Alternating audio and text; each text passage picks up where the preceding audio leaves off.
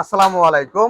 সুপ্রিয় দর্শক বন্ধুরা, আজ আমরা চলে এসেছি রাজশাহী বিভাগের চাঁপাইনবাবগঞ্জে মোহাম্মদ অসীম ভাইয়ের বাড়িতে।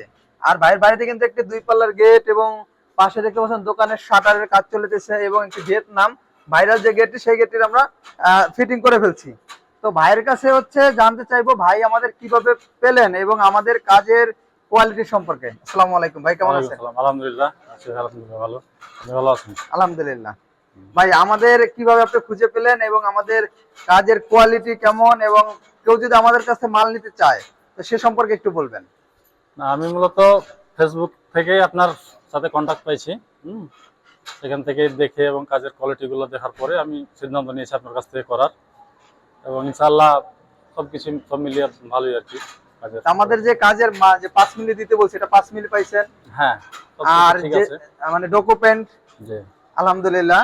তো সুপ্রিয় দর্শক বন্ধুরা, আপনারা যদি নিতে চান স্ক্রিনে যে নাম্বার দেখতে পাচ্ছেন, এই নাম্বারে ইমো এবং হোয়াটসঅ্যাপ রয়েছে, এবং ইমো হোয়াটসঅ্যাপের মাধ্যমে যোগাযোগ করে যে কোনো ডিজাইনের গেট আমাদের কাছে সংগ্রহ করতে পারবেন। তো আমি একটু দেখাবো যে এটা কেন ভিয়েতনাম গেট বলা হয়। যেটা হচ্ছে দুপাশে দুটি ফোল্ডিং, যখন মনে করেন আপনি একটা মানুষ যখন যাতায়াত করবে তখন একটা পাল্লাই ব্যবহার করতে পারবে। আবার যখন একটা বাইক যখন প্রবেশ করাবে, দুটো পাল্লা খুললেই কিন্তু ইনশাল্লাহ প্রবেশ করতে পারবে। এবার যখন প্রাইভেট কার বা বড় যে কোনো গাড়ি যদি ঢুকাতে চায়, তখন কিন্তু পুরো পাল্লাটা কিন্তু এভাবে ওপেনিং ইনশাল্লাহ পেয়ে যাবে। এটা হচ্ছে পুরো গেটের ওপেনিং। আর এখানে কিন্তু জায়গা খুব কমই মাইর হয়, যেহেতু পাল্লা স্লাইডিং এবং ফোল্ডিং হয়ে থাকে। তো প্রিয় দর্শক বন্ধুরা, আপনারা এই ধরনের গেট নিতে চাইলে স্ক্রিনে দেওয়া নাম্বারে যোগাযোগ করে ফেলুন। ধন্যবাদ সবাইকে। আসসালামু আলাইকুম।